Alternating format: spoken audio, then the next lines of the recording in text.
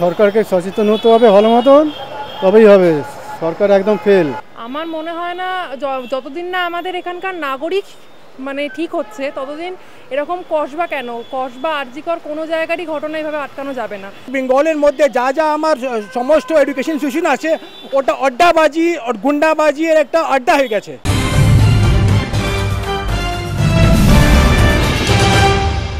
কসবা ল কলেজের ঘটনার জের, কড়া নির্দেশ কলকাতা হাইকোর্টের। ছাত্র সংসদ নির্বাচন না হওয়া পর্যন্ত বিশ্ববিদ্যালয় এবং কলেজগুলোর যে ছাত্র ইউনিয়ন রুম রয়েছে সেই রুম কোনোভাবেই খোলা যাবে না, কড়া নির্দেশ দিয়েছে কলকাতা হাইকোর্ট। তবে যদি একান্ত ইউনিয়ন রুম খোলার প্রয়োজন পড়ে তাহলে কলেজ কর্তৃপক্ষের বা রেজিস্ট্রার বা অধ্যক্ষের নির্দেশে রুম খোলা যাবে। এইভাবে কি ল কলেজের যে ঘটনাটা সামনে এসছে এই ধরনের ঘটনা আটকানো যাবে? কি মনে করছেন সাধারণ মানুষ? চলুন তাদের সাথে কথা বলি। না না, এইভাবে আটকানো যাবে না, এইভাবে আটকানো যাবে না। সরকারকে সচেতন হতে হবে ভালো মতন, তবেই হবে। সরকার একদম ফেল। ও যেমনি করছে টিট ফর টেট, আমি তো জানি টিট ফর টেট যেমনি করছে সঙ্গে সঙ্গে ধরুন না মেরে দিন, ধরুন না মেরে, কোনো জাজমেন্ট নেই, কোনো উকিল ফুকিল না, কোনো কোর্ট না, এইসব কাজ করছে, ধরা পড়ছে, মেরে দিন, পরিষ্কার কথা, আর কোনো কথা নেই। কোথায় নিতে কী হবে এটা দিয়ে? কোনো কোনো লাভ হবে? কোনো লাভ হবে? এক মাস চলবে, 3 মাস চলবে, তারপরে শেষ, আবার সেই কাজ হয়ে যাবে, আবার 6 মাস পরে আবার রেপ হবে।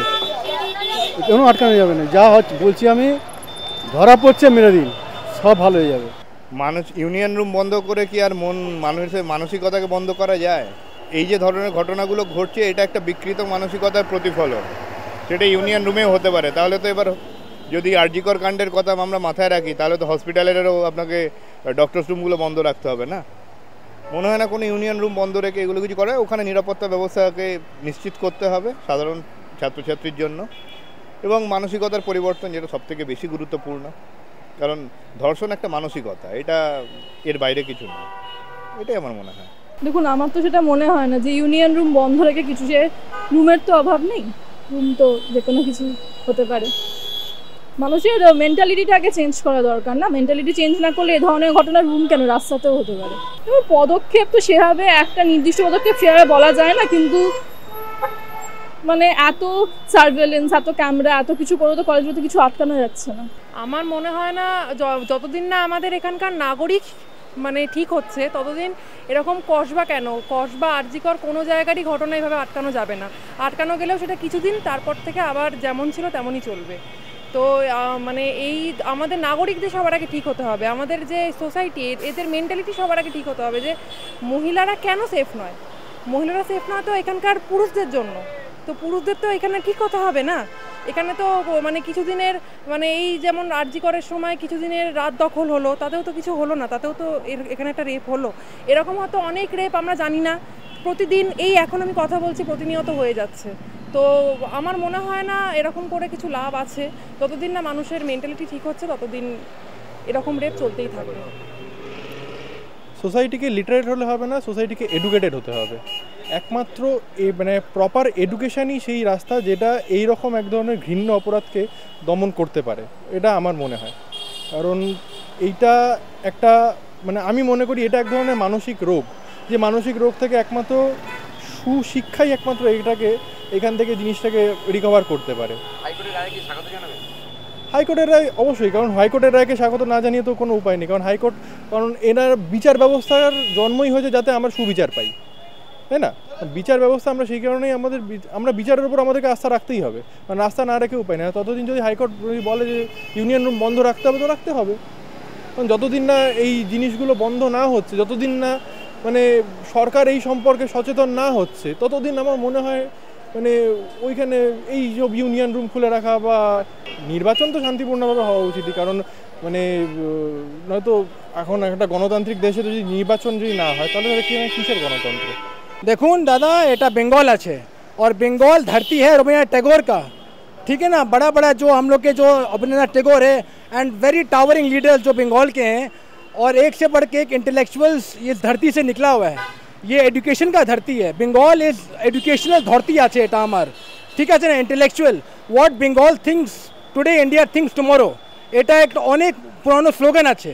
এখনই কি হয়েছে বেঙ্গলের মধ্যে যা যা আমার সমস্ত এডুকেশন ইনস্টিটিউশন আছে ওটা আড্ডাবাজি আর গুন্ডাবাজি এর একটা আড্ডা হয়ে গেছে, বুঝলেন তো।